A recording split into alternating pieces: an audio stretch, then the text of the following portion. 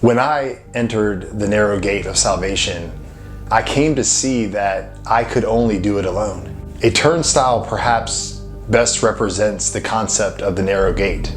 Just one person at a time, with no baggage, can pass through a turnstile. Jesus has clearly said that people enter his kingdom alone, not in groups.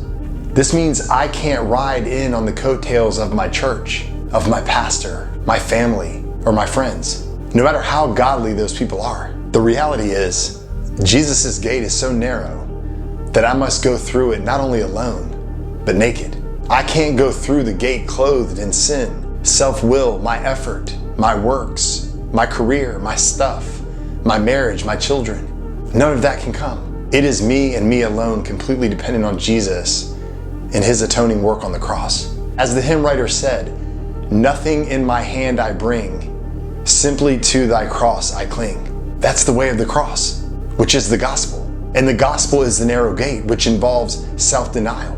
I must remember the very sobering words of Jesus when he said, if I desire to come after him, I must deny myself and take up my cross and follow him.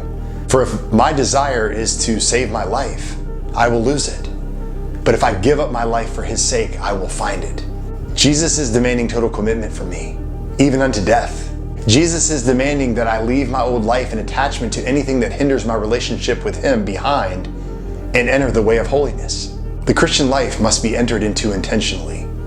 The Christian life must be lived purposefully. The Christian life must be endured patiently. The Christian life must be completed faithfully. If I'm honest, this is hard to digest. If I'm honest, I don't like hearing these words, but it's truth.